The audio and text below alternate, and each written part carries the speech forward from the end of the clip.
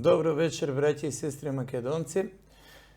Вечерва имаме специјален гостин, специјална емисија.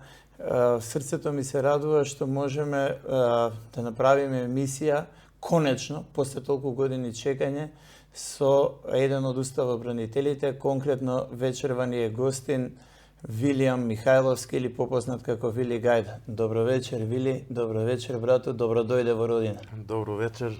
Добро ве најдов. Ти благодарам за поканата и за можноста да гостувам во твојот подкаст. Еве да ги поздравиме сите гледачи на овој прекрасен подкаст, македонски подкаст. И чест ми е што сум гостин вечерва. Чест е взаемна. Пред да почнеме, најпрво сите како што знаеме и како што сте сведоци, сакам да те прашам за една актуелна ситуација. А таа е во последно време се повеќе се актуелни протести, актуелни се некои, така да кажам, општествени превирања, во кои што, да речеме, се повеќе се залага промена на системот или некои други радикални сили отидоа до таму смрт на системот. Системот убива и кој е следен, за да ти не бидеш следен, условно кажано ти, треба да го убиеме, односно да го смениме системот.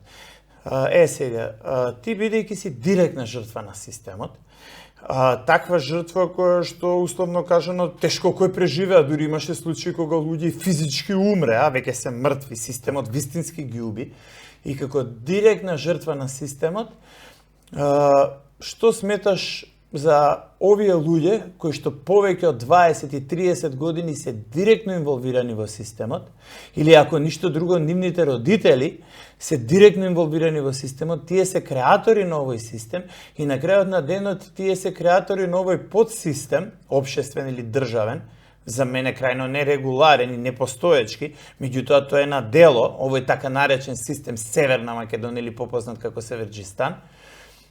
Тие кои што го формираа овој систем, кои што го направија овој накараден, како да кажам, циркус, трагичен циркус на изживување со сопствените граѓани, тие сега заговараат уништување и промена на системот. Твое гледиште? Па најпрво вака, сакам да изразам сочувство до сите семејства кои ги изгубија своите деца во трагедијата во Кочани. Таму имам еден мој другар, брат, можам да кажам, со кој работев, свирев надвор кога бев, и тој го изгуби за жал животот таму. Сакам да изразам искрено сочувство до семејствата. Околу протестите, искрено, јас сум за да се собере народ и да излезе со искрени и честни намери на протести, зашто ваква трагедија и треба да се излезе, народот да излезе. Но со оглед на тоа дека видовме какви политички позадини имаат овие протести, се појавија многу шарени, кои го уништија системот тоа време, нели, шарената револуција. И со оглед дека тоа, јас не можам да го поддржам сето ова рушење на ваков начин на системот. Системот треба да се надоградува, но не да се руши. Нема, ако го срушиме овој систем што го градиме веќе нели 30 години, фазла години, ако го срушиме нема ништо да направиме, само ќе направиме полошо да биде. Затоа, значи, јас сум за да се надогради системот, а не да се сруши системот, да се убие системот. И мислам дека тоа е исправно за мене. Потполно те разбирам и јас сум на истото мислење и ние како партија Родина Македонија сме на многу слично мислење и токму тоа сакам да ве замолам сите да бидете сведоци и да бидете свесни дека со рушење на системот фактички никој не кажува од тие кои што повикуваат за рушење на системот, никој не кажува кој систем ќе се руши. Правниот систем ќе се руши, полицискиот, одбранбениот. Тие всушност премолчуваат на многу важна вистина, а таа вистина е дека сакаат да се сруши државниот систем. Значи, со рушење на државата, ние ништо нема да направиме. А исто ништо нема да направиме со замена на Курто и Мурто, како што претходно правиме 30 години. И сега, според мене, многу поопасна варијанта е по само 8-9 месеци наместо Курто да дојде Мурто. Го видовме ние ќарот од владењето на Мурто. Меѓутоа, тоа е друга тема. Ќе го искористам секој момент, секој детал од ова интервју да добиете на поширока слика и вистински, условно кажано, фактички ситуации и фактички моменти од тоа како име на браќата уставобранители, затоа што до сега се некој преку некој ни кажува, некој новинар, некој дописник не известува како е тоа, а сме немале директна, условно кажано, директно сведоштво од голготата која што тие преживуваат. Затоа ќе прејдеме директно на темата уставобранители. Само нешто да се надоврзам. Да? Значи, многу е бедно за тие политичари кои сакаат, што вика, да не знаат кој систем да рушат, да злоупотребуваат. Ваква трагедија на 60 загинати деца, значи тоа е стварно жално и многу се бедни тие луѓе кои сакаат да го направат. Потполно душевно бедни, душевно и психички бедни. Господ е голем, тој нека суди на сите. Господ нека им суди на сите и нека ги помилува душите на загинатите, утеха на семејствата. Се приклучувам кон сочувството. Како да кажем, сега најпрво воведот да биде со тоа што ти, брате, се чувствуваш и како терорист. Затоа што, малце ќе го преформулирам прашањето, затоа што генерално ние веќе 8 години од сите медиуми, па дури од околни балкански европски медиуми, слушаме како ќе им се суди на терористите, судените за тероризам, осомничените за тероризам, од самиот почеток осомничените за тероризам. Ние како Родина Македонија и како дел од многу поширока групација народолюбни тела, сметаме дека вие сте уставобранители, не само уставобранители, него наши херои. И сметаме дека 27 април ќе биде славен еден ден во слободна Македонија, како многу голем ден, како многу голем празник, нешто слично како 11 октомври или како Илинден. И се надеваме од тоа. Па затоа сакам да те прашам директно тебе. Како ти лично се чувствуваш? Дали се чувствуваш како терорист? Па искрено, јас не се чувствувам како терорист, најмалку се чувствувам како терорист.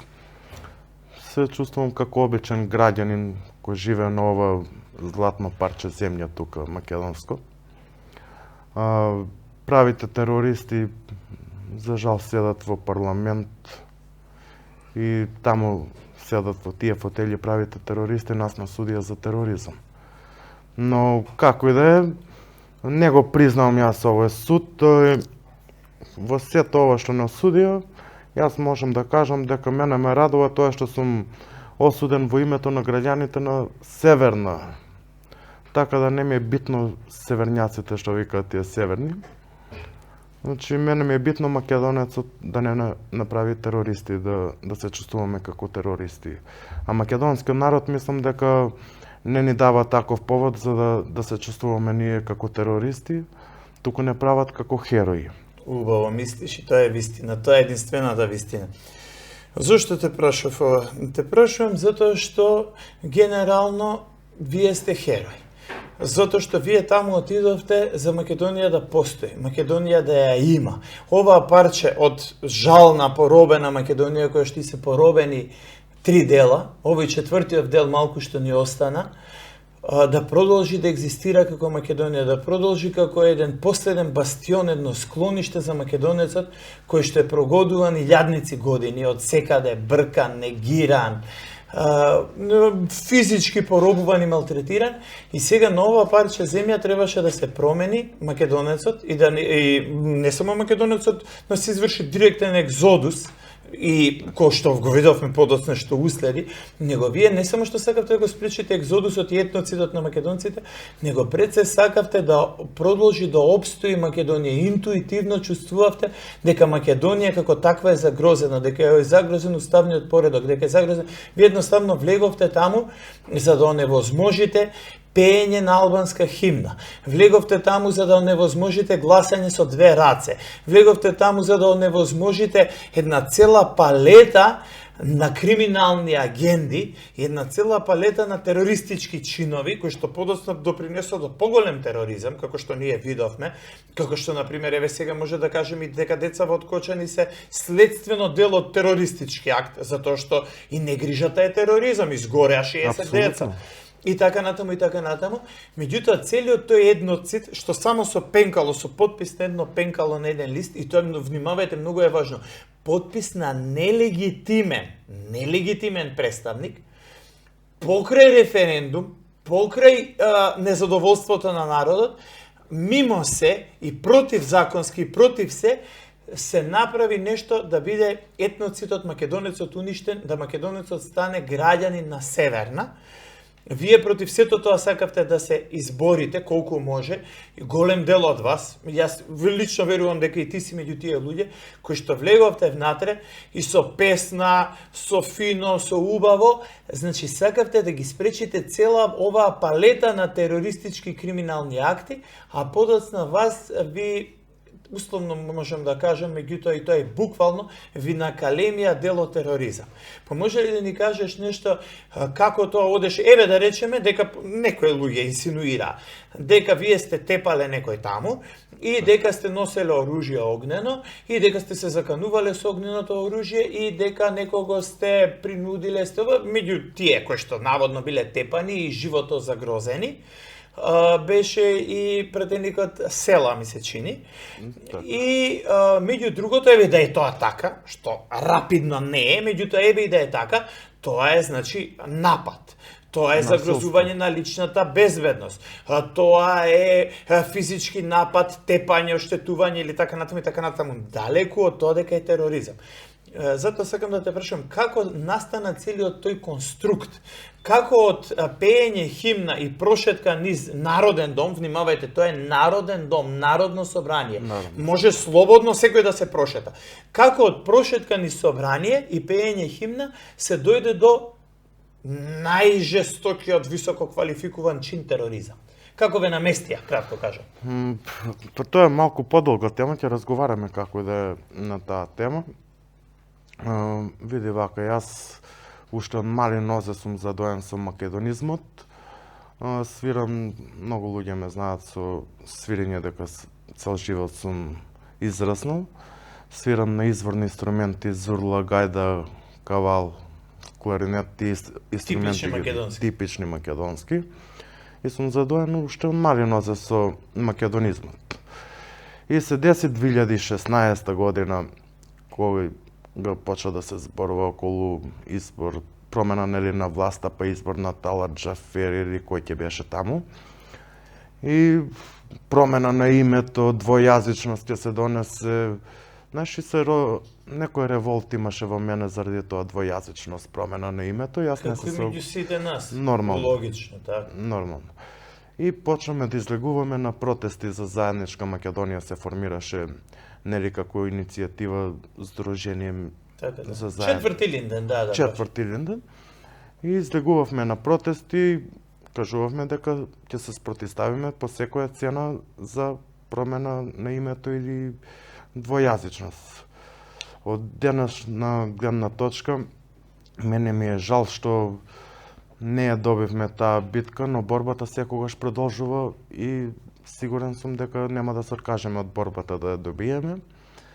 И оптимистички гледам на тоа дека таа борба во најбрз можен рок да ја добиеме, да го вратиме нашето уставно име Република Македонија, да се укине двојазичноста на цела територија на Република Македонија, против тоа што се боревме. Сепак за тоа лежиме ние веќе 8 година. И моментот беше, значи, тој кобен, нели, 27 април, се седевме дома, така и одеднаш како што гледаме вести, гледаме дека се пее албанската химна во нашето Народно собрание. А знаеме дека, мислам, никаде во светот нема да се пее туѓа химна на туѓа држава во нечија собрание. Баш така. И се створи некој огромен револта, се осеќаше, тој ден беше толку жештена атмосферата во собранието. Буквално така подготвен. Така. И се осеќаше некоја таа атмосфера, нели, на бунтовност унатре. И комплетно напрегнатост. Напрегнатост, така беше, да. И трнавме во собрание кога се испе албанската химна, но трнавме чисто преку протест да искажеме незадоволство дека таа работа не е дозволена да се прави во нашето Народно собрание. Значи, најпрво овде да дефинирам нешто, дека затоа што колку што знам јас, на многу луѓе им се импутираше дека тие започнале терористичкиот чин, го започнале уште пред вратите и тука се бутале со полиција, собориле полицајци, тепале полицајци, не знам што, со една цел и умисла да кога ќе влезат внатре, ги лишат од живот пратениците. Односно да употребат оружје огнено, да убиваат и така натаму и така натаму. И да го спречиме изборот на председателот на Талат Џафери. Џафери, така. Сега, бидејќи јас вака колку толку те гледам тебе, те осеќам, те знам со самото тоа што си ти музичар, со самото тоа што си верник, православен, правоверен верник христијански, ја не можам да замислам дека ти си тргнал некого да лишиш од живот, некого да убиеш со огнено оружје, дека си се тепал со полиција и така натаму. Сега прво најпрво за тоа, бидејќи јас го видов тоа со своји очи и видов што се случува таму, како што видов дека многу луѓе кои што беа во директното обкружување тоа не влегоа во собрание, значи сега отпосле свативме зошто не влегоа, некој фатија кривина, некој поширок лак за обиколија и сега јас кога видов со мои очи, кога се отвори вратата, сите видовме, нели, се отвори вратата и влеговме внатре најнормално. А не влеговме со цел некого да убие. Не сме имале никаква умисла. Ете така. Сега тоа сакам да те прашам, како се дојде до тој момент да едноставно од самиот момент да се занемари дека некој намерно ја отвори вратата, тој момент се занемарува, а да почне со тоа дека вие сте се буткале со полиција, сте се тепали, па нешто околу тоа, како настана самиот, да кажам, монтирање на процесот, како настана целата таа народски, да се изразам, извинете, израз на мештајка, дека вие од самиот почеток со умисла сте влегле некого да лишите од живот, да убиете, да... Факт е дека сето ова е намештајка, како прво да имаше тепање на полицајци, ќе имаше, значи, записници, ќе имаше дека има повредено полиција. Таму полицијата пееше песни со нас, никој не беше нападнат од полицијата, сите беа... Буквално не беше ни нападната, камо ли да биде тепан. Далеко од тоа. Так. И Оркуманово трнуваме ние во химната, мислам дека се испее околу 18 часот, ако не се лажам, тука пишува во пресудата. Ние стигнуваме околу 18:25 во Скопје. И застануваме на протест. Тука беше и со мене беше, значи се видовме, таму се сретнаме на протестот во предсобрание. Игор Јук, Бог да го прости, нашиот брат соборец. Бог да го прости. Тој имаше проблем со шеќерот и му беше паднал шеќер во таа толпа народ, во таа гужва, тука пред собрание. И трнавме да се напие сокче да земе на кејот во некој од кафиќите. И земаме по еден сок во кафиќите, на телевизиските екрани во тој кафиќ Дион имаше пуштено од пред собрание што се случува. Во еден момент гледаме дека народот ја пробива оградата што беше, нели, првиот... Так, како кордон нешто како кордон, да. така, ја пробива таа ограда. Се погледнаме, но идеме пред собрание, нормално дека ќе застанам на страна на македонскиот народ, нема да застанам на страна на предавниците. Баш така. И трнуваме на кај собрание. Тука имаше некои со фантомки, тоа мислам дека се тие од службата, што е од УБК УДБА, што целата работа iscenирале пред време. Имаше со фантомки, ни понудија фантомки, не земавме фантомки, сепак идеме ние во одбрана на Македонија и застануваме во одбрана на уставот, а не идеме да ја напаѓаме Македонија, ниту имаме умисла да убиваме некој па за да се криеме. Терористички чини, да се криеме, немавме таква намера, немавме никаква умисла. Извини само, може би ова е најголемиот, за ова што ќе го гледаат луѓе, па што ќе го гледаат генерации, може би ова најголемиот доказ дека јас ова го имам слушнато, меѓутоа мене лично не ми понудиле фантомка, ама ова дека тие што нуделе фантомки, за да биде бројот поголем на тие со фантомки, валјда за да биде поорганизирано, режисерите условно кажано. Сега со самото тоа што вие сте одбиле фантомка, значи вие не сте сакале никого ни да лишите од живот, ни да запалите, ни да направите некаква голема белја, што подоцна во делото ќе покажеме ви импутирано. Значи ова е најдобар доказ дека луѓето одбиле фантомка, не сакале да го кријат лицето, што значи сакале достоинствено и на еден чесен начин да влезат во собранието и да се спротивстават, да кажат со збор и со дело, со своето присуство, конкретно да кажат дека имаат против пеење на албанска химна, против изборот на Талат Џафери и така натаму и така натаму. А не сакале никого да убијат. Доколку сакале да убијат, ке стаеле фантомка, така. Извини, продолжи. Сакаме ние да ги докажеме дека ние пред време знаеме дека се спрема промена на името. Значи двојазичност да се донесе, ние го чувствувавме тоа како... Тоа и малите деца го знаат. Така, Впрочем и Груевски го кажа на гајбата, нели? Да, да. Впрочем сите го знае. Да. Ете така. И да ги спречиме во тоа, значи бевме спремни по цена на животот да застанеме во одбрана на името, на јазикот и промена на уставот. Значи бевме со живот спремни што тоа се одрази на крај да паднеме во затвор и да лежиме до ден денеска и се уште лежиме по затвори. Еве, например, во судијата наведува вака Вилијам Михајловски, јасно се виде дека бил во прв од групата луѓе и непосредно пред вратата се свртел према останатите луѓе и со десната рака ги повикувал и се движел во правец према кој води према прес сала. Значи, јас имам гестикулации некои таму внатре во собрание, од типот ваков тип, и повикувам, значи, да се пее погласно, значи, внатре пеевме песни, значи, едно име имаме, химната ја пеевме. Што е евидентно, тоа на цела телевизија се гледаше, го видовме на сите телевизии. телевизии. Вака ми има, пеете погласно, и тие викаат, повикува толпа народ. И ја викам судиќа, значи тоа се дешава според еве официјалното толкување на судијата, што значи ова да полетаат, што да прават? Ги повикувам. Ги повикуваш, така.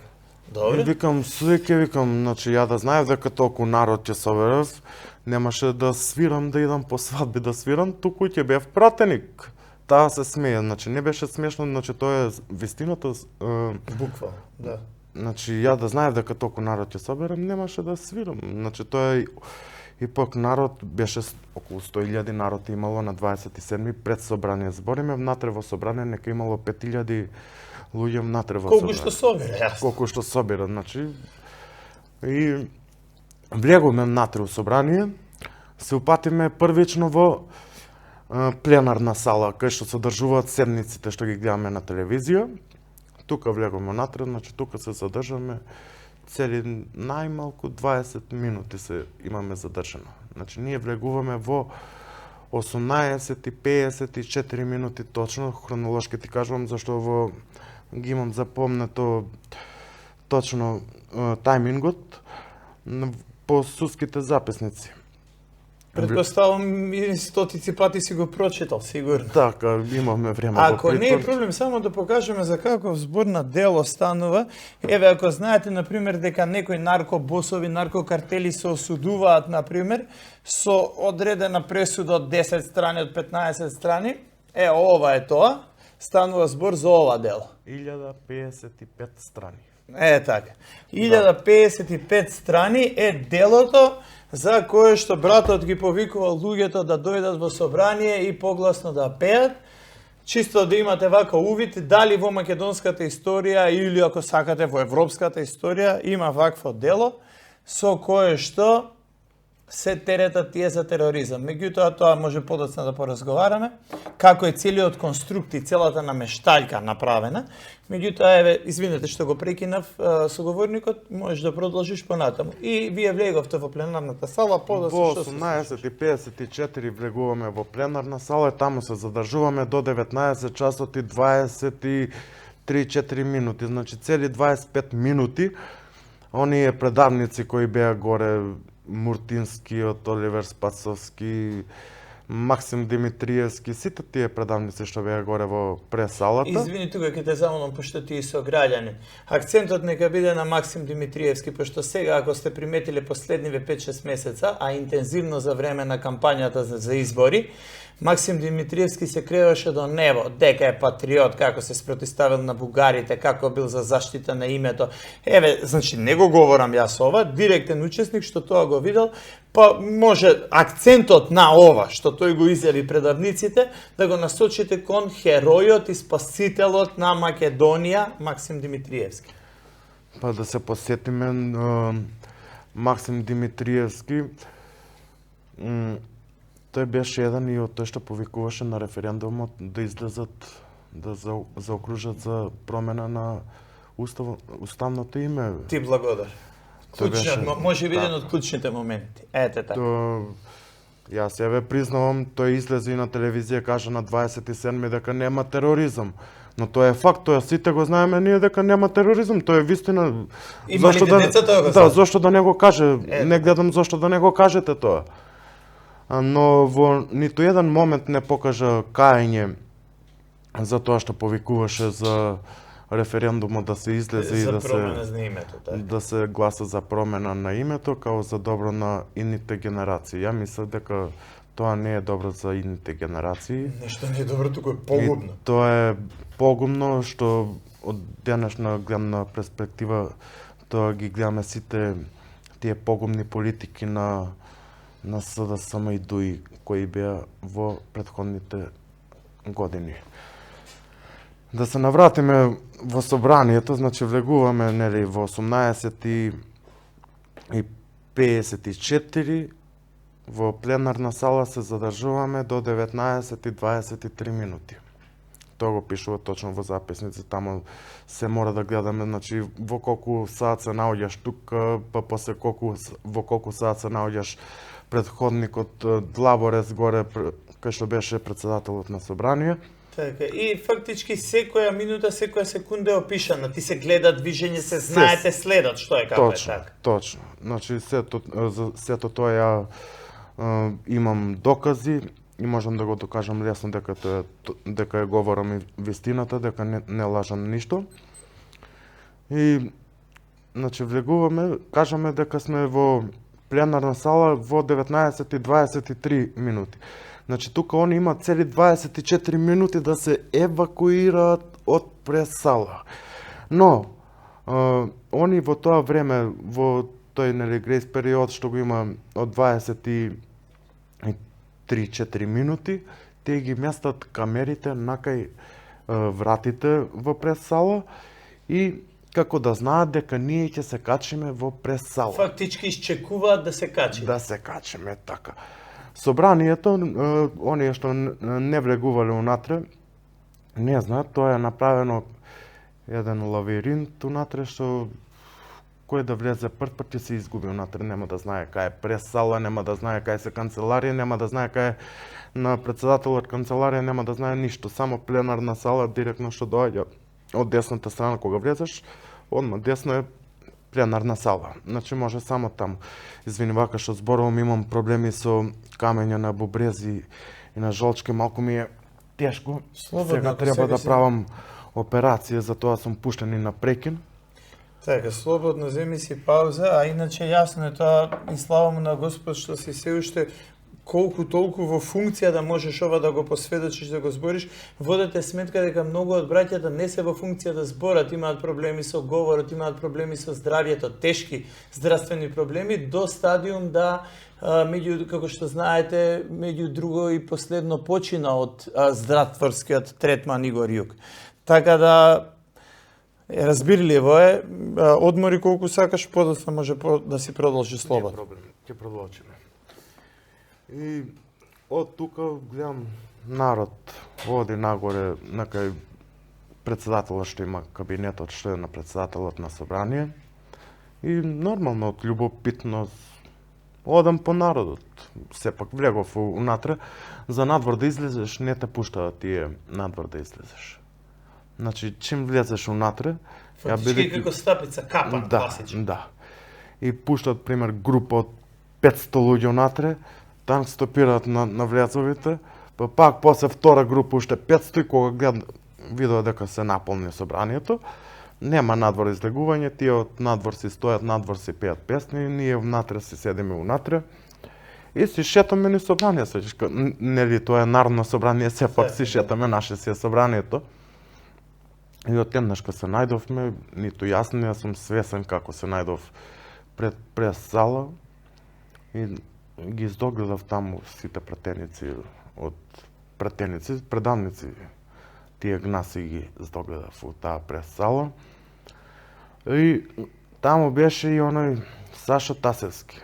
Значи, еве, јавноста нека знае, значи сите мислат дека Сашо Тасевски е тој што пукал нели во собрание, бидејќи имаше пукање од страна на обезбедувањето на Заев и на Оливер Спасовски, или не знам на кого беше тој ацо, после ќе го откриеме кој е. Имаше пукање од нивна страна и ние се наоѓаме пред прес-сала. Значи, тука Сашо Тасевски вади пиштол и го вперува во нас, во народот. Така, тоа имаше на снимките, нели се види? Така, тука добива еден шамар, вруќ, нема да кажам од кој, од наша група е исто човек. Што е многу логично. Ова обрнете, значи почитувани гледачи, брајки и сестри, обрнете внимание на храброста на овие луѓе. Значи, тие голораки, и тоа не е да речеме да земат нешто дрво, шипка и така натака, него со шлаканица, шамар, се спротиставуваат на вперен, репетиран пиштол. Прво, тоа е моментот. А подоцна настанува тоа што настанува, затоа што вие замислите 90% од луѓе кои ќе ви вперат пиштол, вие едноставно ќе се, значи може да замислите тој амбиент, таа атмосфера, колкава е напрегнатоста и колкава е храброста на овие луѓе што со шлаканица се спротиставуваат на вперен пиштол. Извини, продолжи. И значи добива тој еден шамар добива. Подоцна беше тој напреден, го ставија директор на ПЈБ, беше. Ама Како нема го... ништо такво дека вие сте извадиле ножеви, мечеви, не знам што. Немаше никакво, ни клучеви не носев од дома, нема во мене, Так, ништо, так. никаков метал нема во мене.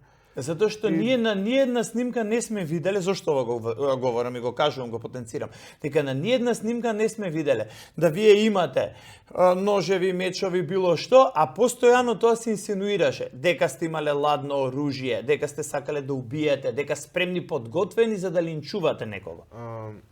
Работа беше, сите беа повредени, тие, нели, предавниците беа повредени, не викам дека не беа повредени, и сето тоа беше повреда од некои постари луѓе кои ги дојдеше сталак до рака од камерата тука и гаѓаше. Како тој дедото со бастунот што маваше, јасно. Така, Да.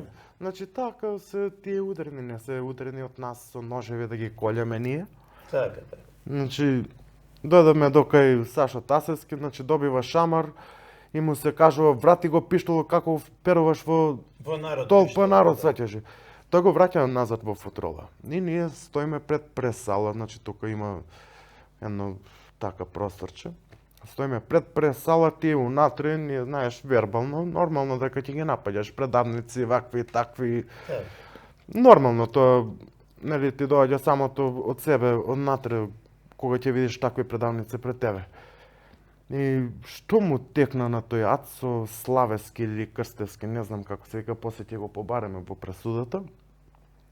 Не знам што му текна на него да извади пиштол, отпосле нели призна и она копилето Заев призна на некој медиум дека тој му дал наредба да пука унатре. Вади пиштол и пука 2 куршуми у вис, не пукаше во народот, него во таван. Но се погледнаме вака меѓу себе со народот, колку куршуми има овој, ќе убие 14-15 луѓе ќе убие. Повеќе не може да убие. И тогаш ние земавме туркање на вратата, ги пробивме и почна тука масата да влегува натре и почна да гаѓаат со флаши, што и ние бевме погодени од од народот што фрлаат со флаши. Сега нормално тука некој има изедено некој шамар, тоа е нормално, но сепак тоа не е елемент за терористичко загрозување на уставниот поредок. Тоа е насилство, што ние прифативме сите кои имаме сторено насилство, доколку имаме сторено насилство и имате докази, слободно обвинете на за насилство, ние ќе прифатиме вина. Значи, сме удриле, некој што удрил. Еве јас конкретно имам ситуација, мене ме нападна, условно ќе кажам уличари, не е важно, и ме нападна тројца, организирани. И тие ме нападнаа тројца и јас успев некако да се избранам, да се одбранам и генерално кога бевме на суд сакав да ги тужам за загрозување на здравјето, на животот и така натака. Судиката рече дека тоа не е насилство, тоа е нарушување на јавен ред и мир. Сега внимавајте, ако тројца, еве мене лично конкретно ме нападнале, и тоа не било насилство. Сега замислете какво насилство е ако некој вербално го навредуваш или еве и да му удриш шамар. Тоа значи дури не е ни насилство, а камоли тероризам. И сега да извлечеме едно резиме. Резиме конкретно од целата група, бидејќи јас лично не верувам во колективна одговорност. Ние сега го имаме тука Вили. Вили конкретно ќе го прашаме. Вили, дали има снимка, дали има фотографија, дали има некаков доказ дека ти некого тепаш, дека го бодеш со нож, дека вадиш пиштол да го упукаш. Има ли некаков елемент за да тоа, еве, да не одиме тероризам, него да одиме за насилството? Дали има некој фактички доказ каде што ти извршуваш било какво насилство или вооружено насилство, како што беше? Затоа што имаше еден дел кој што вели, ако не е тероризам, тогаш е вооружено организирано насилство. Има ли конкретно за тебе доказ за вооружено организирано насилство? Значи, ние имавме околу 85 рочишта и додека ги гледавме снимките, нема ништо, значи, за мене, нема, еве, ти одговарам, значи, онма дека не сум сторил никакво насилство, натре немам сторено никакво насилство. Точно дека ми има на секоја снимка, значи, јас сум како лепак за камерите, не знам како да... Добро, корпулентен си изгледаш така, тоа е... Како да одат по мене и да ме снимат буквално така доаѓа. Еве го Вилијам кај оди со врзано, има врзано помаран портокалово на мајца на мене, портокалова блуза. Еве го Вилијам кај оди, но ништо не преземам, значи само одам натаму нааму. Не знаев на кај идам, значи се изгубив. Значи резиме нема за тебе дека ти си извршил насилство голорак со голи раце. А камоли ти за организирано и вооружено насилство? Ако сака земи конкретно ги цитираме документи. Сега ќе цитираме точно како е напишано. 27 страна, да видам само секунда. Ова, извини само секунда. Ако, ќе ги најдеме полека. Еве, што вика, значи вака. НН лица, значи ние одговараме се за НН лица. Да. Иако се без фантомка, што лесно може да се препознаат и да се откријат кои се, него се тие се НН лица. Така одговара на случајот да биде така наместен. Никогаш не би кажал некој за да заглавам да лежи затвор за мене, значи не е проблем, ја ќе лежам. Иако имав понуда и од обвинителство да кажам тие како ќе ми кажат, да некој работи што нема врска дека Игор носел оружје, каже така ќе добиеш полеснителни околности, имав таква понуда, но не можам да кажам... Ти наместен, други да наместиш. Така, не можам да кажам нешто што не е така. Значи, ја говорам истината и истиот исказ 5 пати истиот исказ ќе го кажам, значи нема да сменам ниту еден збор. Господ здрави благослов да ти даде. Фала на сите. И вика вака, обвинетиот Мунир Пепич со нозе го удрил оштетениот пратеник Зиедин Села, кој лежал на подот. Обвинетиот Вилијам Михајловски замавнал со тупаница да го удри. Ама значи замавнал да го удри? Да го удри. Во исто време со нозе го удрил додека пратеникот Зиедин Села лежал на подот.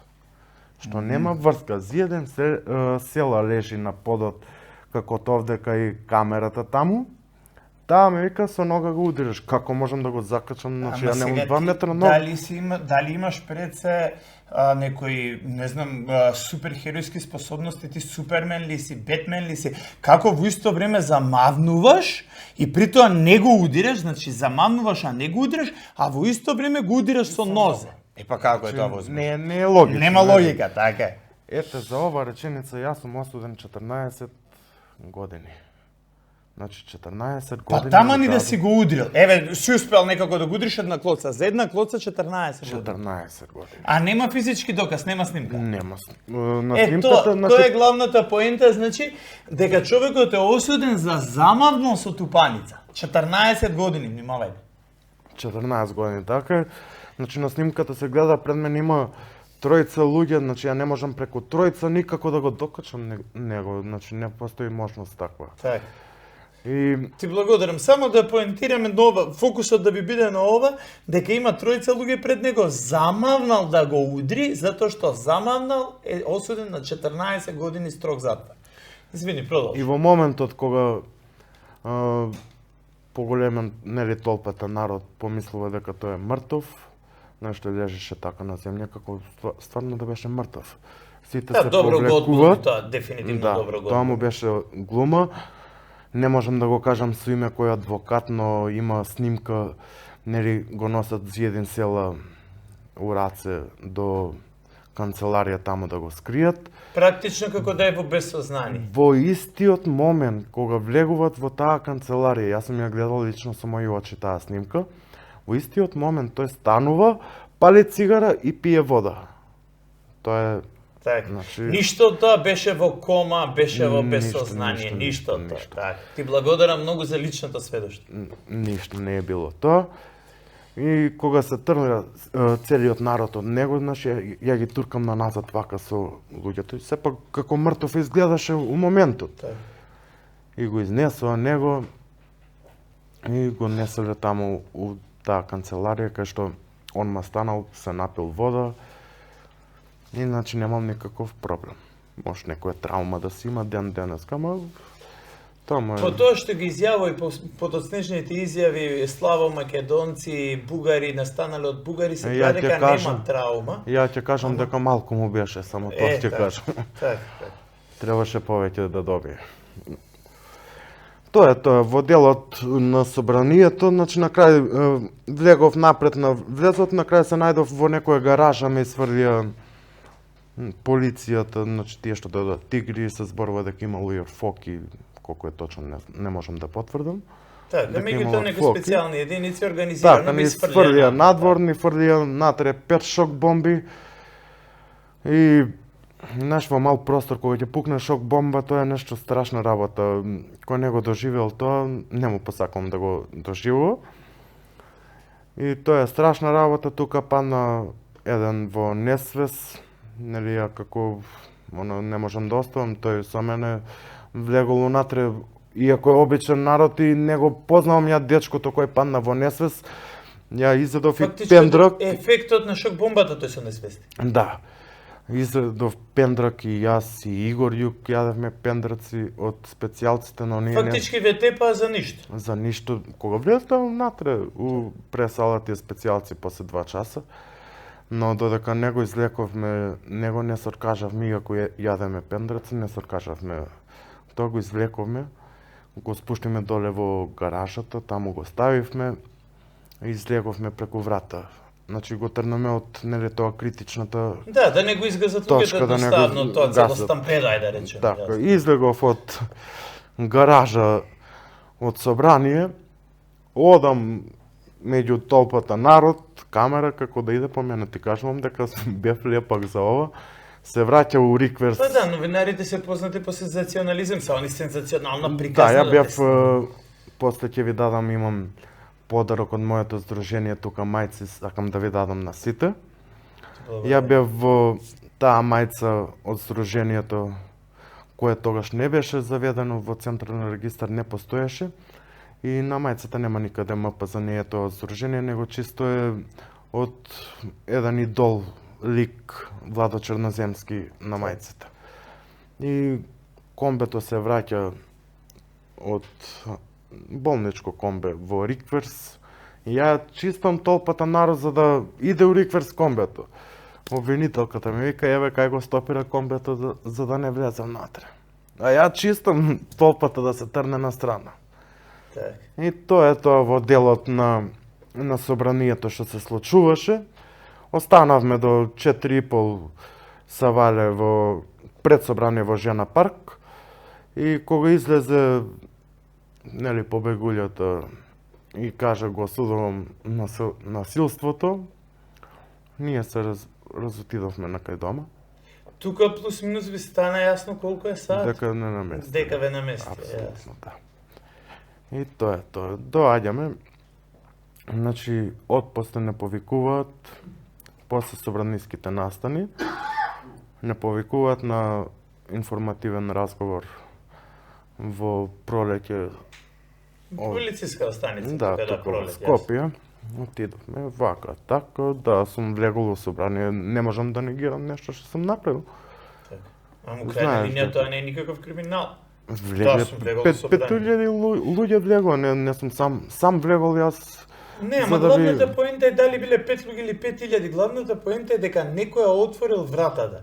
Некој вас ви овозможил да влезете. А вие со влегувањето не сте направиле ниту еден криминален чин, ниту еден криминален акт. За тоа беа наградени тие што ги отворија вратите.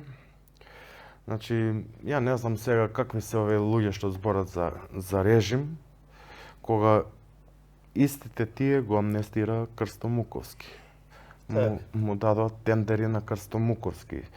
Нели, го амнестира Сашо Василевски, Бетка Штрафетка. Извинете, тие што не знаат, значи Крсто Муковски е човекот кој што отвори вратата. Бидејќи тоа помина сите многу го години. Тоа сите го знаат. Така, драго ми и да го знаат. И треба да остане запаметен. Го пуштија Никола да избега истрага, се уште нема. Не знам за каков режим зборува таа, да не коментираме на таа тема, да ја завршиме темата за собраниските настани, нели, за тоа сме највеќе тука. Мислам дека на почеток кажав какво мислење имам во врска со тие што викат режим, ваков систем, онаков систем, ќе рушат систем. И бев у пролеќе на информативен разговор, разговаравме вака така, си бил во собрание, да, викам сум бил. Добро, да знаеш дека си под истрага, во ред не е проблем, знам дека ништо не сум сторил внатре, немам ништо направено, немам искршено ништо внатре. Значи, целото собрание кое беше демолирано од тие шок бомби од полиција, значи беше демолирано. Јас не сум, ниту народот кој беше со нас, никој нема скршено ништо унатре, ниту чаша нема скршено. И бевме на разговор, се вратив дома и ме оставаат да бидам слободен, што јас на 30 септември свирев една македонска свадба со изворни инструменти во Белград. И на 30 септември ја бев Белград, се вратив на 2 октомври после свадбата. Што е уште еден доказ дека ти си немал намера да бегаш, затоа што не си се чувствувал виновен за ништо. Апсолутно. А камо ли за тероризам? Апсолутно. Пошто внимавате, ако некој осеќа дека е виновен за тероризам, дека е виновен за оружјено насилство, проста логика е кога во Белград дека ќе избегал, нема да се врати, така? Така, и се враќам во Македонија и доаѓа 26 или 7 ноември. 27 ноември. И сабалето кај баба ми има тупанато специјалци. Вака, значи јас живеам во куќа на татко ми, се водам на адреса кај што сум живеел со баба ми, моја покојна, Бог да ја прости, мајка, кај што живееше мајка ми, баба ми таму во станот. Сега тој стан е продаден. И упаѓаат кај стара жена од 70 години специјалци со полна ратна опрема. И прават стресна, неподвижна жена. Тоа никогаш нема да го заборавам. И влегуваат во исто време во Сабалева 4:30-15 до 5 и беше 4:30 тука некаде сатот. Влетуваат и во куќата горе. Среќа Господ Господ ми дава ум и ги прашувам, значи, зошто сте тука? Имаме налог за да те апсиме. Може ли да го видам налогот? Го гледам, налогот беше за на адреса кај баба ми доле во станот. И викам, значи, не можете да влезете унатре, поради тоа што налогот е за на друга адреса. Зошто не си е привел ова адреса? На гости сум, викам, кај татко ми. Чисто онака, знаеш, узмуваме. Добро, спреми се, мора да те ова. Како излегувам пред врата надвор, не употребуваа сила, не можам да кажам дека употребија сила. Ме бутнаа само на колена долу, ме ставија лисици, чим ми ставија лисици позади, знаев дека нешто е сериозно, дека е во врска со 27.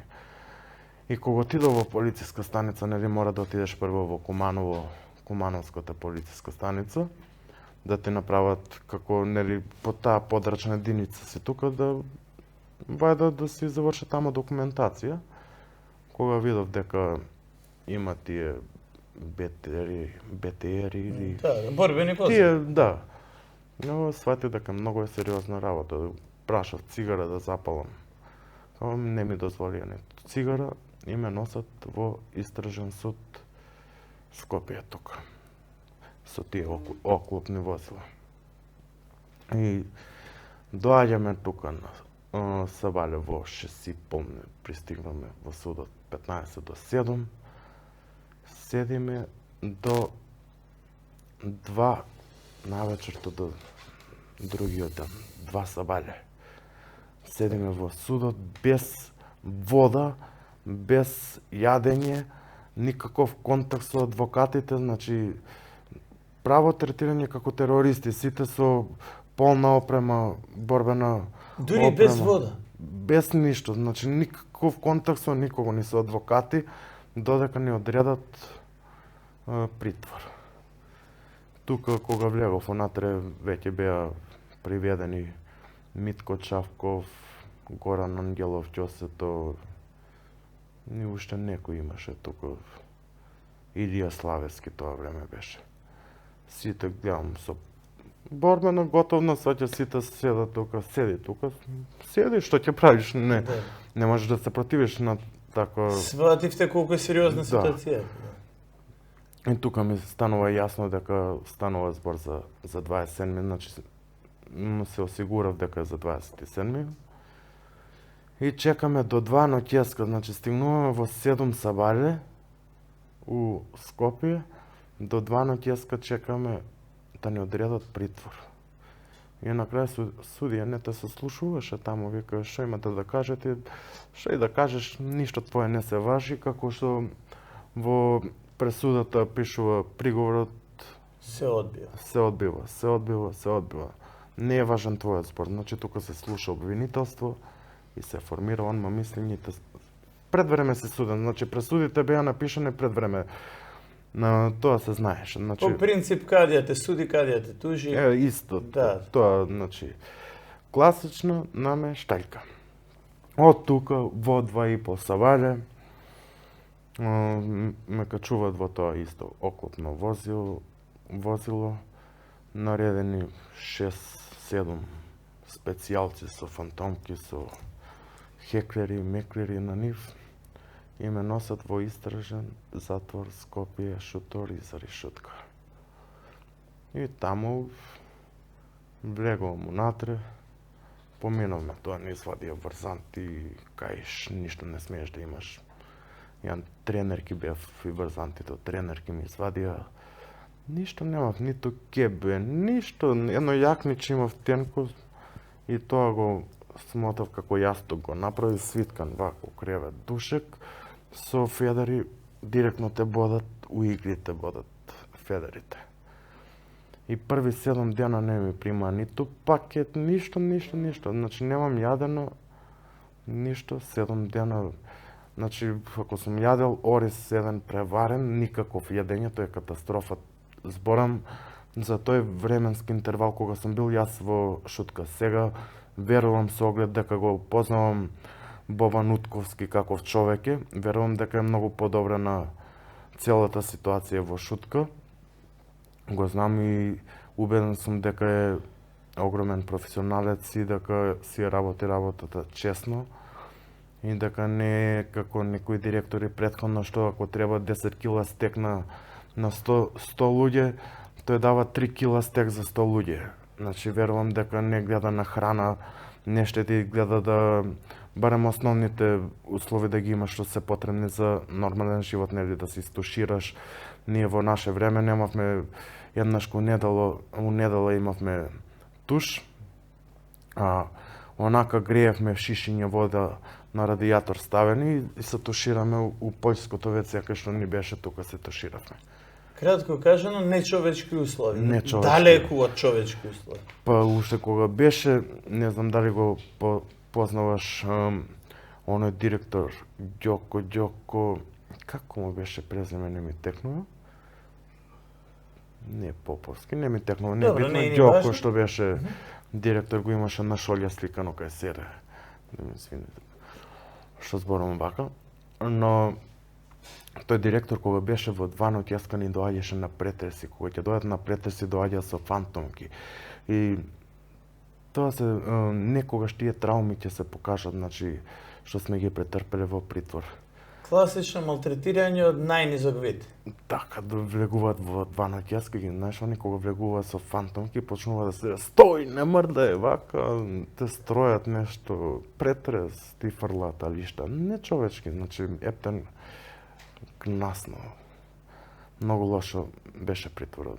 Не, во неколку емисии имам кажувано како е во притвор. Буквално како да си терорист, класично. Така, значи унатре имаш еден чучевец, кревети 3 со по 2 спрата, една масичка малецка, ова е голема маса, значи малечка масичка, тука идеш во веце, тука јадеш, тука спиеш, сето тука. Струја немаш унатре, струјот надвор ти пала светло до 9 навечер, во 9 ти гасат светло и тоа е тоа. Значи тука завршуваме со притворот. Почнува судењата, почнуваат на 24 август 2018 година. Претходно имаше испитувања, не носе во обвинителство, имаше само испитувања. Започнува, значи, толку долго судење, кои првите 25-30 рочишта, ние сме имале рочишта по 16 сати. 16 сати сме биле на таа клупа нелюбвинителна. Кратко кажано, маратонски. Маратонски судења почнуваат, маратонските судења по 16 до 17 часа. Ќе заминеме Сабале во 7, ќе не земат од притвор, од Шутка и се враќаме навечерто во 1. На ќеска се враќаме. Значи до 12 трае судење, од 12 до 1:30 стигнуваме во Шуторизари. Легнуваме да спиеме Сабале во 7 сат пак на судење. Ниту имаш време да се сконцентрираш на тоа што те обвиниле, ниту имаш време да се спремиш за одбрана, ништо немаш време. Значи твоите како и да е приговори се одбиваат. Уште еден параметар дека се прави се во насока да таа намештаljката биде затворена. Да немаш никако шанси, пошто со самата ова компликација и овој терор, они ако имале докази, реално што има да трае тоа 16 сати, да трае со денови. Крече, еве ги доказите, еве како тепа, еве како убива, еве како пука, затоа е осуден, фала видео кај одиме по собрание, значи ништо не така, правиме, само одиме по собрание. Точно затоа и немањето на докази, и немањето на аргументи е точно ова изживување и малтретирање. Меѓутоа, ова е добро да се слушне затоа што ние објективно сметавме до скоро дека какви такви права сте имале, затоа што ние сме парламентарна демократија, затоа што ние по дефиниција сме либерално општество, социјално општество, значи не е ова турски казамат, не е ова персиска зандана, па така да се однесува, меѓутоа по се изгледа дека вие сте имали специјален третман. Специјален третман кој кадијата тужи, кадијата суди, значи пресудите беа напишани пред време. Тоа беше се со цел за да се заплаши народот, Токму така. Зашто тогаш се дешава нели уставните промени, промена на уставното име. И Извини, ако може да добива се со една цел, а да се заплаши народот да во иднина не му текне да се побуни против престоечкото киднапирање во НАТО. Значи, да бидеме искрени, на тие одгоре, чадорот, што го викаше Црпле, популарно наречен чадорот или Кока-кола, воопшто не им било важно дали Вили е терорист, дали не е. Дали некој од нас е терорист, дали не е. На нив им било важно да ние, дури не им било ни важно дали ќе бидеме северна, им било важно да бидеме киднапирани во НАТО. Да го затворат јужното крило на НАТО со класично киднапирање, што денеска се покажа. Спротивно на референдумскиот резултат и спротивно на волјата на народот. така, сето тоа беше направено спротивно на волјата на народот, што и народот со бойкотирањето, со неизлегувањето на референдумот, ниту јас имам излезам. Не тера таму да излеземе да гласаме, но како да гласам за нешто што лежам ја у притвор ме држат, ја да гласам за нешто за такво. Баш се. Не можам да гласам, нели? Јас сепак се спротивставиме против промена на името да се смени името и сега тие ме викат гласај. Не гласам, човече. Ја го бойкотирав тогаш. Не излегов од ќелија, никој не излезе од мојата ќелија, освен еден албанец излезе на референдумот. И тоа се прави со таква огромна брзина за да се заврши судењето за 27-ми, за да се изгласи и амнестија и да се амнестираат околу 17 луѓе кои беа со нас обвинети. Во текот на судската постапка се носи закон за амнестија во 2018 година, не знам кој датум точно беше. Се носи закон за амнестија за осомничени лица. Значи, ние не сме ниту обвинети биле, тоест бевме обвинети, значи осомничени бевме, но не бевме осудени. Так. Значи, за нас, откај ќе заклучиме ние дека пред време се знаело пресудата и пред време напишена пресудата. Не може јас како осомничен да ме амнестираме, зашто за мене дека сум виновен се уште нема докажано. Така, основно пресумпција на невиност. Значи, човекот е невин се додека не се докаже дека е виновен. Така. А нас не носат за осомничени закон за амнестија. И како го носат тој закон? Закон го носат на таков неферски начин, гаден, да не се изразувам со лоши зборови. Значи, на таков начин што ги амнестираат Крсто Муковски, Љубен Арнаудов и Сашо Василевски и други кои ги фатија тука, после ќе ти покажам, кај луѓе тврде дека носеле оружје во собрание. Па не е лошо, ајде го видиме, ако не ти е тешко Ајде, може да го најдеме. Цитираме тоа, да.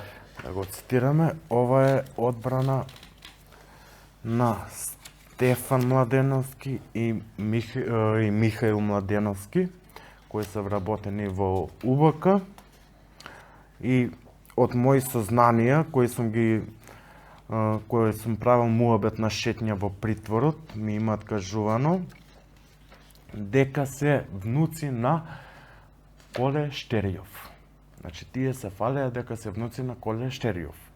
И тие ги имат потучено како да зборат Коле тој Штеријов. Така, удбаши со педигре. Така.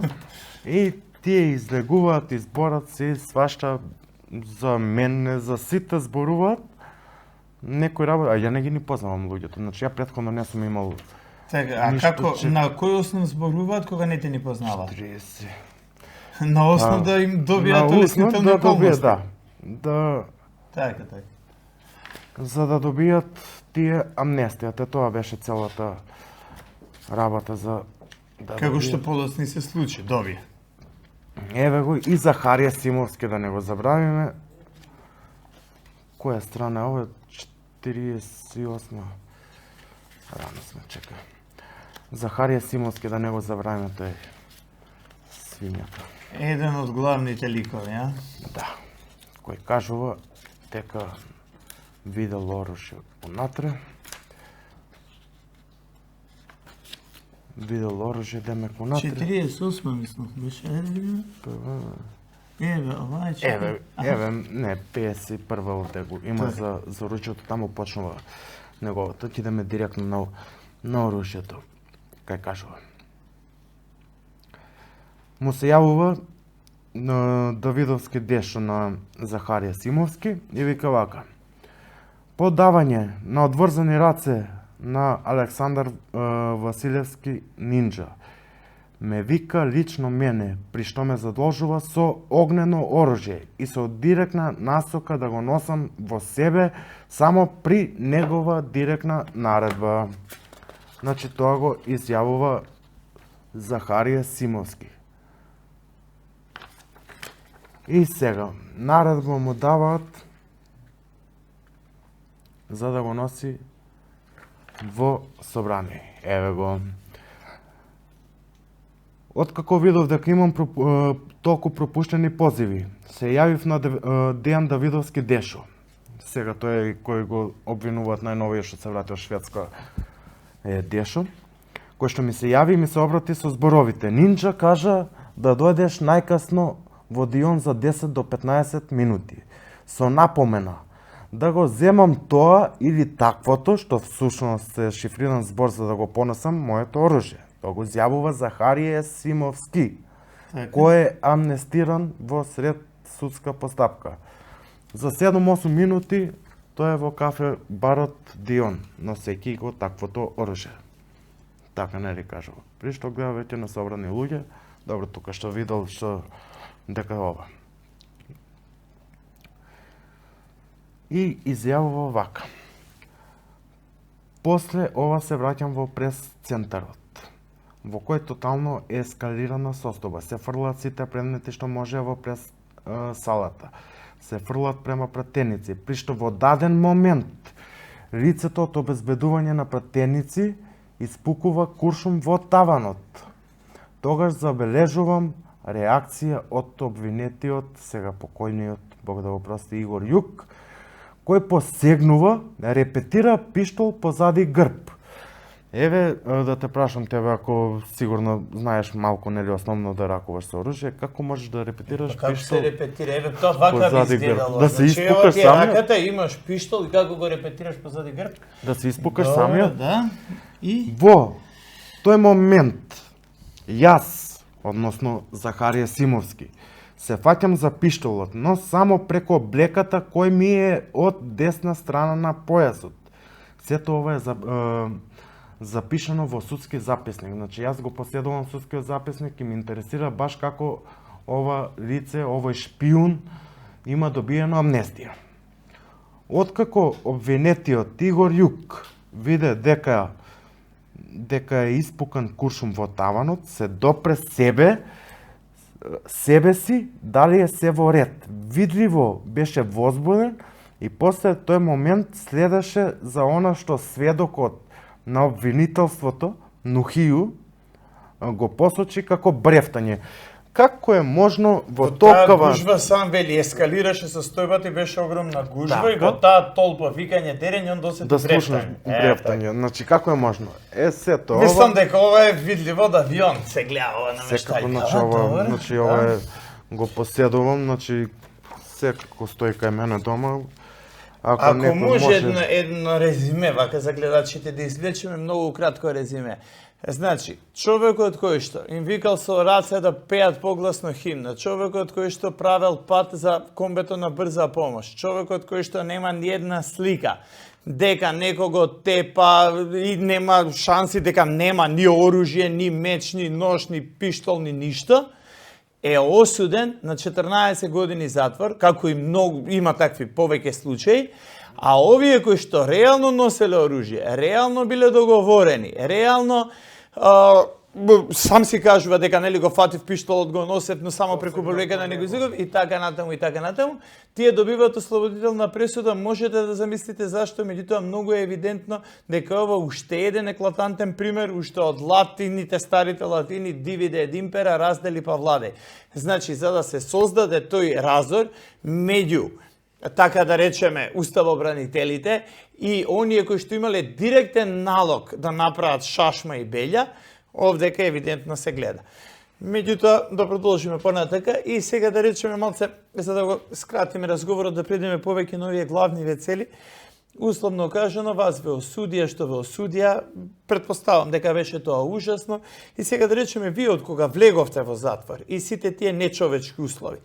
Многу интересен моментот што постојано, подоцна јас ке кажам за нас како беше, за нас како патриоти, родолюби, во тогаш, во тоа време, во разни здруженија, здружени и движења, па подоцна како партија Родина Македонија, нас постојано не уверуваа дека не е толку страшно, ке правиме што ке правиме, браќата ке добијат некаков вид на олеснителни околности, ке добијат ослободителна пресуда, ке добијат амнестија, ќе добијат помилување и така натаму, и сега ме интересира како беше према вас. Дали некој ве посетуваше, дали некој ве охрабри дека ќе добиете амнестија, дека ќе добиете помилување, пошто нели помилување беше најолеснителна, најпожелна варијанта, да речем.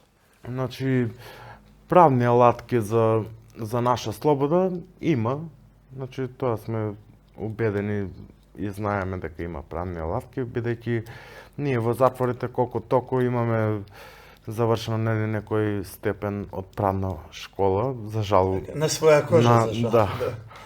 И така да правна алатка има, ако сака да се изнајде решение.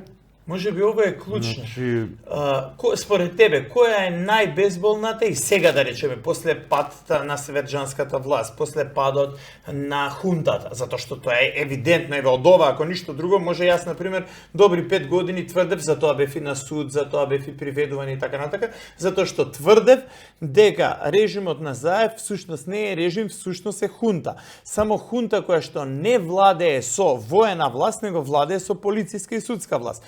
Ова во случајот на Вили конкретно се покажува дека станува збор за класичен пример на безочна хунта. И многу интересен момент е додека вие бевте под пресија и под тортура на хунтата, дали добивте некои охрабрувања, некој нешто, или тоа беа само празни ветувања?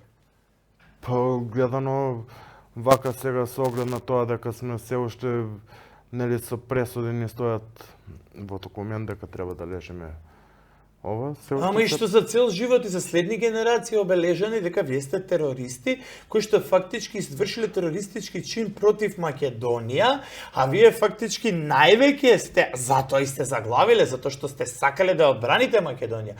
Токму тоа ве удира таму каде што највеќе боли. Дека вие сте извршиле терористички чин врз тоа кој што највеќе го сакате. Па, ја мислам дека за тоа е потребно време, а ќе докажеме дека не сме извршиле терористички чин.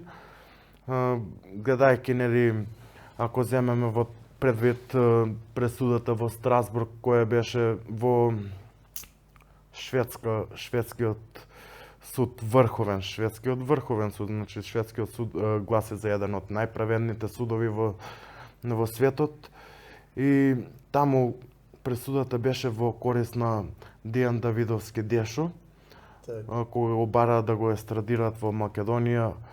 Шведскиот суд наведе дека нема доволно докази за дека терористички го загрозил уставниот поредок, дека тоа било бунт и највеќе што може најголем казна во учество во толпа, бунтовнички нешто. Така, јас така знам дека највеќе што може учество во толпа, и со оглед на тоа дека шведскиот суд тоа многу верувам и сум оптимистички спрема на Страсбург дека ќе одлучи во наша корист дека не сме го терористички загрозиле уставниот поредок, дека ќе не ослободи, но за тоа е потребно време.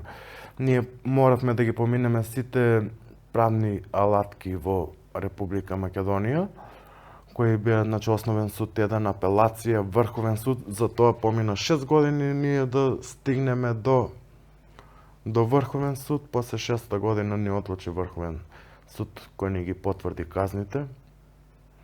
И сега чекаме скоро 1 година да одлучи Страсбург. Поради тоа ние не бараме амнестија. Значи, со амнестија ти го признаваш делото и кога се каеш за стореното дело, и го признаваш нели дека терористички Фактички си го признаваш ставил. дека терористички си настапил против Република Македонија. А другиот правен лек, доколку сака да не извадат сега да бидеме надвор, нели после 8 години лежење, 8 година веќе Предпоставам лежеме. помилување директно од председател. Помилување директно од председателката, која во предизборна кампања доста говореше за нели помилување, дека ќе не помилува, дека ќе не ослободи. Ако може додека ние разговараме да замолам режија да го спремат кој ќе заврши Вили, да го пуштите видеото едно, зашто има такви повеќе видеа, меѓутоа едно од вака најтипичните видеа, најпредставително за тоа што велеше председателката, тогаш председателски кандидат во предизборната кампања. Да појасниме, значи тоа е видео од еден митинг во Битола, каде што имаше транспарент, нели, слобода за браќата уставобранители за Вили Гајда, и го прочита транспарентот и кажа дека ние сме желни за правда и дека ние ќе го добиеме, нели, тоа, дека не сме задоволни од правдата, што и не сме задоволни. Практично од неправдата. Од неправдата, не го признавам, еве ја не го признавам овој суд, со оглед на тоа дека знам какви местенки се прават, ја имам еве и фактички докази, да. Докази, значи овде пишува строго доверливо. Значи ова се од Министерство за внатрешни работи на Република Македонија, Управа за безбедност и контраразузнавање. Изјави кои ги имаат таму давано Александар Василевски Нинчо, и ова е записник од... Извинете малку. Нема проблем. И? Ова е записник од испитување на обвинетиот. Има 3 различити записници, каде што спомнува лицето Сашо Мијалков, па после го нема Сашо Мијалков, и тука се гледа дека ова апла сме ние наместени и нема, тие викаат докази сега, еве барат за повторување на постапката. Докази колку сакаш има, значи еве Вилма Русковска јавно беше кај Ландов, мислам дека беше на подкаст. Да, на неколку подкасти беше, да. На неколку подкасти јавно кажува дека на неа и се има јавено Зоран Заев и има диктирано и пресуда како да биде, што да биде, па таа прифатила, не прифатила, вака така биде. Што значи дека сега тоа е нејзино толкување дали не прифатила, меѓутоа директно замешателство на премиер во суд и во обвинителство се гледа од авион. Значи мешање на извршната власт во судската власт. Така. Со диктат. Значи, директно и диктира што да направи. Така. И амнестијата која беше во 2018 година, која дадова тогаш, ја тогаш имам поднесено, после не бара веќе амнестија, зашто знаев дека еднаш кога сум одбиен и ќе бидам одбиен и повтор пат.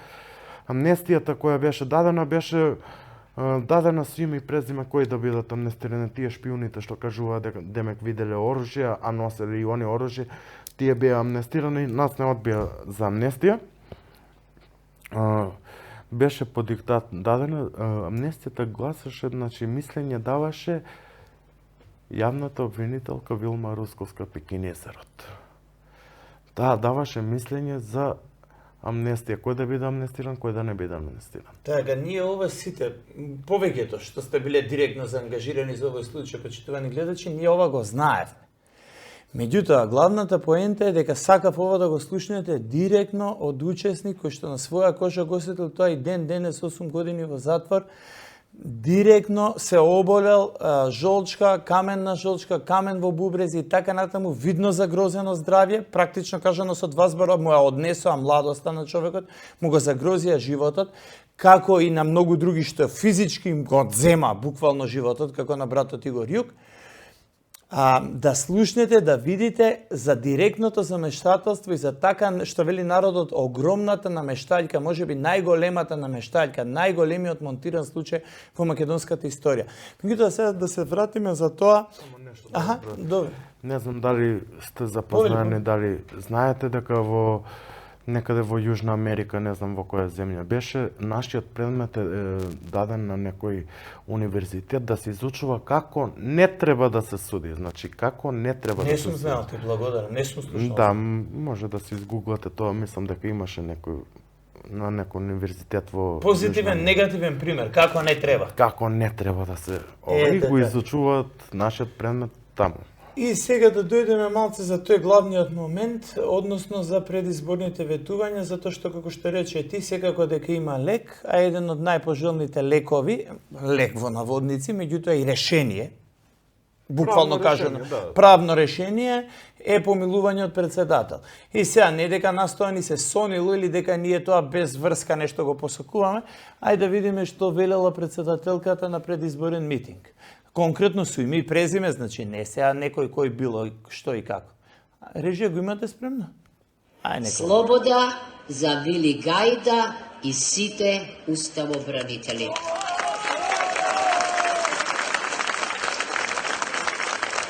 Тоа значи дека овие луѓе овде не веруваат во независното судство. Сите знаеме што се случуваше. Сите се срамиме што надвор кога ќе чуе некој дека некои луѓе добиле над 200 години казна, замислете, во земја кандидат за ЕУ, си вели, па можно ли е ова? Зар е ова некоја терористичка држава?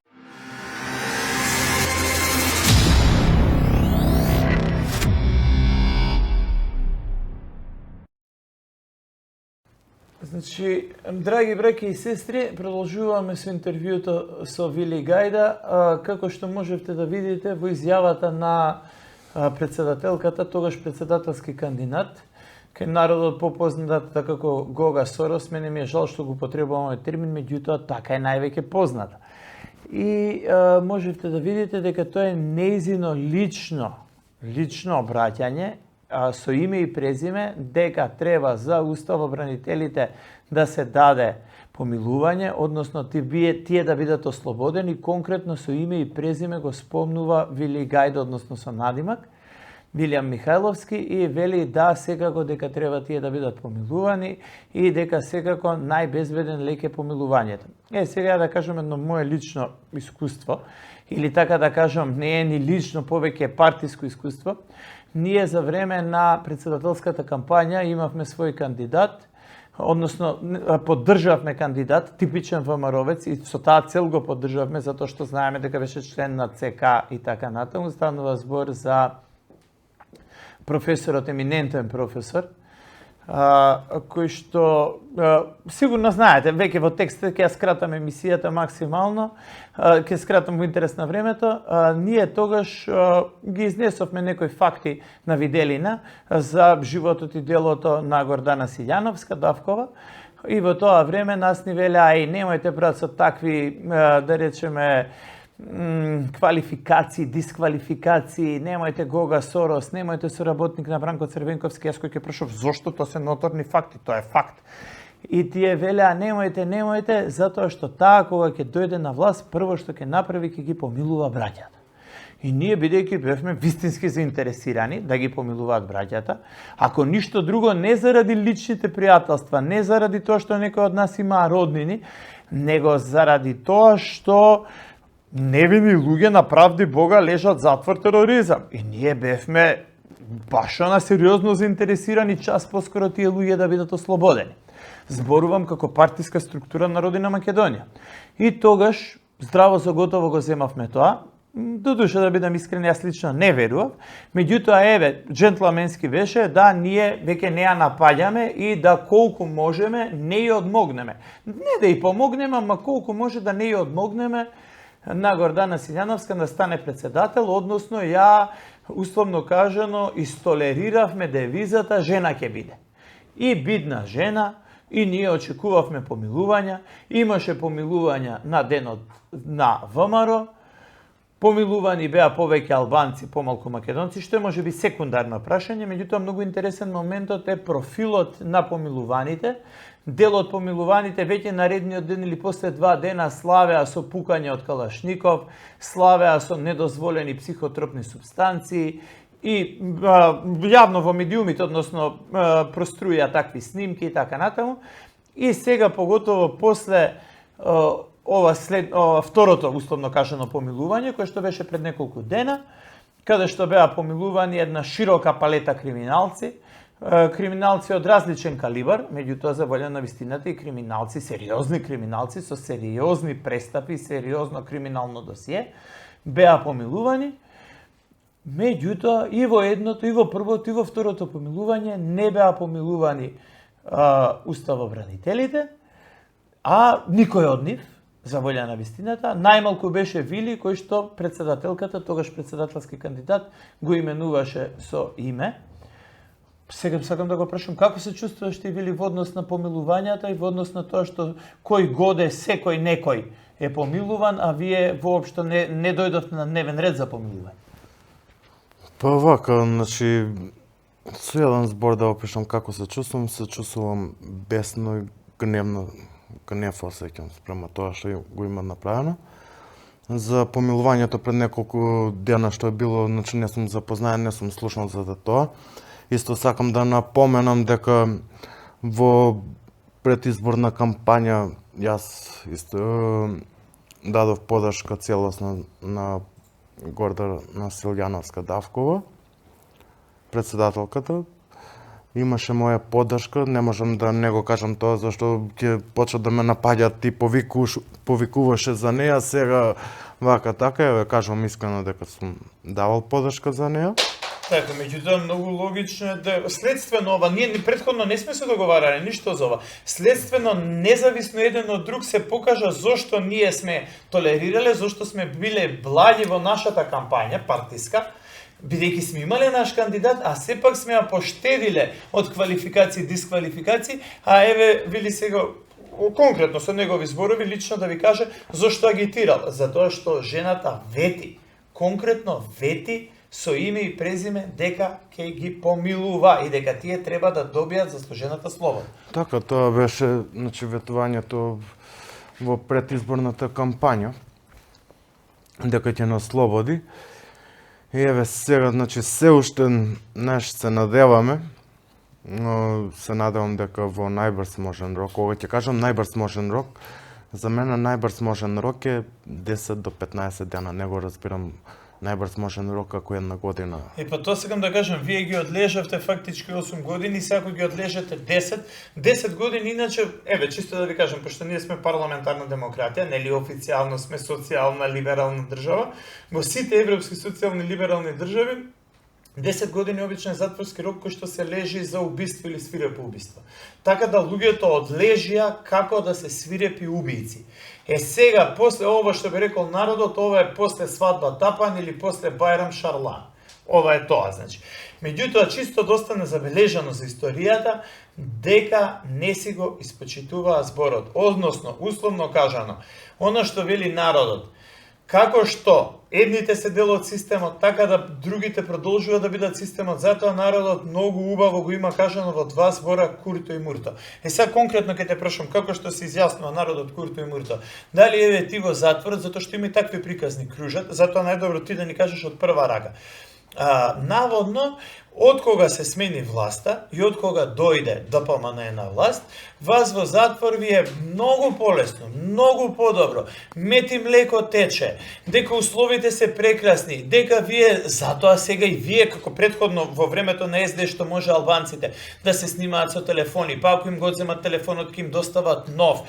Чисто вака со неколку реченици, како, дали вие чувствувате разликата помеѓу Курто и Мурто, еве народски да се искаже? Вака да правиме, значи, јас сум искрен човек и реален човек. Така искрено и реално, најреално. И си правиме муабет, значи, еве сега сум на преки надвор веќе скоро 2 месеци. Меѓутоа, тие што не ја гледале почетокот на емисијата, на прекине заради здравствени причини има сериозни тегоби со каменна жолчка, каменна бубрек и фактички е на починка за лекување, затоа што има сериозни здравствено загрозувачки проблеми. Ова не се рачуна во лежење, значи ние треба да го долежуваме овој период сега што сме надвор на прекинна казна. Значи тој период не ни се рачуна. Околу условите нели кои што се навидум подобрени. Така, после промената на власта, јас можам да кажам дека само полошо е за нас. Полошо во затворите. Сме имале телефони порано да се слушнеме дома, сега тие телефони ни се одземени и доколку ни најдат телефон кај нас ни пишуваат рапорти, не казнуваат по 5-6 месеци да не добиваме ниту викенд, ниту некаква друга погодност која не следува во затворот. И јас мислам дека само полошо дојде за нас од 27 април, да кажам. За вас кои што сте во затвор, класичен затвор, и за нас кои што сме во психолошки затвор во ова изолирана држава, условно кажано членка на НАТО, а тотално изолирана, фактички што велеа, јас не сакав лично да верувам, меѓутоа порано велеа кога ќе дојде ДПМН ќе биде полошо за патриотите, ќе биде полошо за родолюбите. Ја викав, аве не трескате глупости, колку да е лошо нема да биде полошо. Меѓутоа по ова твое искажување буквално се потврдило тие сомнежи на некои наши браќа кои што велеа кој ќе дојде ќе биде полошо. Вака јас пример полошо сум видел тие што се поставени како директор, заменик директор, да кажеме, на затвор или директор во Штип. Не го познавам тој директорот во Штип, но во конкретно во мојот затвор во Придев. Што ти излежуваш, казни, јас. Кај што излегувам, таму имам недоразбирање со заменик директорот, имав недоразбирање ни уште летоско. Јас искрено му кажам, значи, тој е ставен директор благодарение на тоа што лежиме ние во затвор. Конкретно со една реченица. Значи, тоа е факт. Так. Значи, факт е.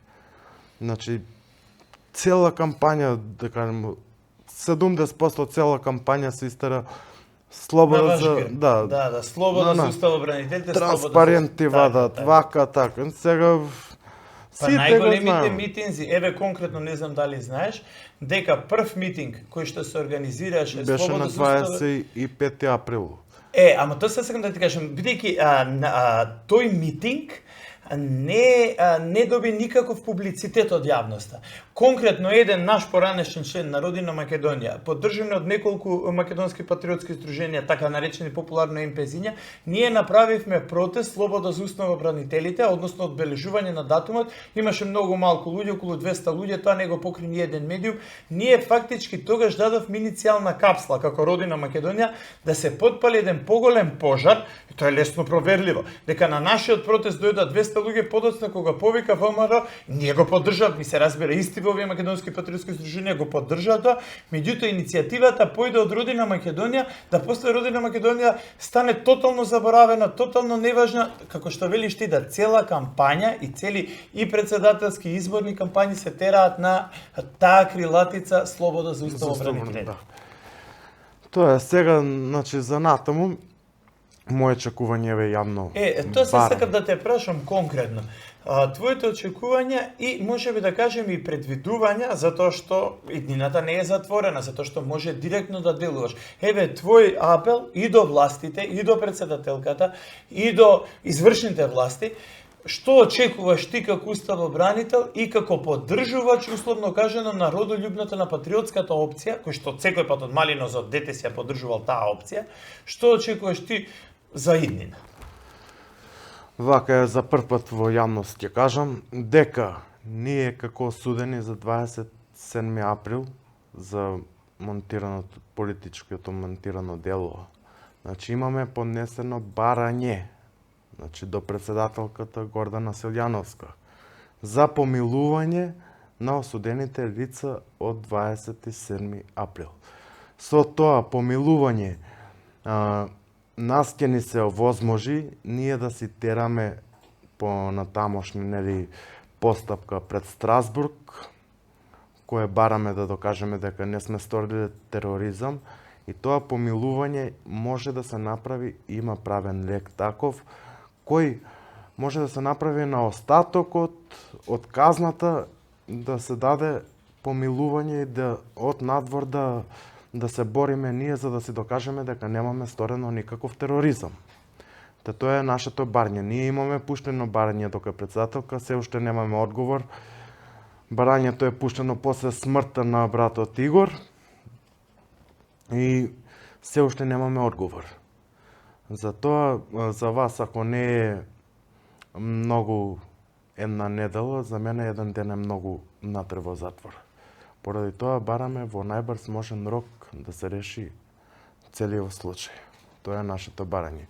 И очекување е дека ќе добиеме помилување на остатокот од казната и после тоа ќе можеме ние со нашиот правен тим да си ја тераме постапката во Страсбург и да конечно докажете дека сте докажеме невини. дека ние уствари не сме го терористички загрозили уставниот поредок, туку застанавме во одбрана на уставниот поредок наш кој беше загрозен од страна на претходните кои седанери на председателското столче во собранието Ала Џафери и кратко остало кажано, текно. уставниот поредок беше загрозен од вистинските терористи. Така. Наједноставно кажам. Ставија терорист. Така. Тоа е тоа. Ти За крај, благодарам, еве да ги да. поздравам сите што не гледа ова вечер. Да го поздравам моето семејство кое неуморно сите овие години стои позади мене и ме поддржува. Исто така поздрав до Непокор кој ми е подари ова мајца за ова вечер. И сите што ме знаат, поздрав до сите.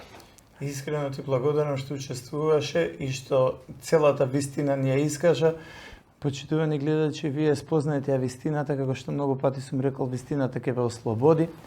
На братот сакам да му го поклонам ова малечко знаменце, меѓутоа цврстат кај ни на убаво ова наше сонце, да те стално грее, а исто така сакам ова мала книгичка, меѓутоа многу содржајна, света тајна крштение, покрај што сме крштени како деца македонски православни христијани, вистински да се осведоточиме и да се крстиме во Христа, затоа што Христос е единственото наше спасение, да им даде сила на браќата да издржат. Јавно благодарам на Бога, ги имаме браќата во молитва што ги сочува до денес живи и здрави, тие што ги сочува. Царство небеско за тие што почина и кои што се многу болни, исцелување за нив. Ви благодариме, браќа и сестри, што постојано сте со нас на оваа линија, односно со Родина Македонија, за слобода за уставобранителите. Го посакувам секое добро на братот Вили. Вие бидете со нас, следете не. Следете секоја наредна емисија, имате да видите нови работи кои што другите дури не се не осмелуваат да ги помислат, ние ги говориме и јавно ги кажуваме во оваа емисија. Бидете ми живи и здрави, Македонија на македонците. Бог да е со сите вас.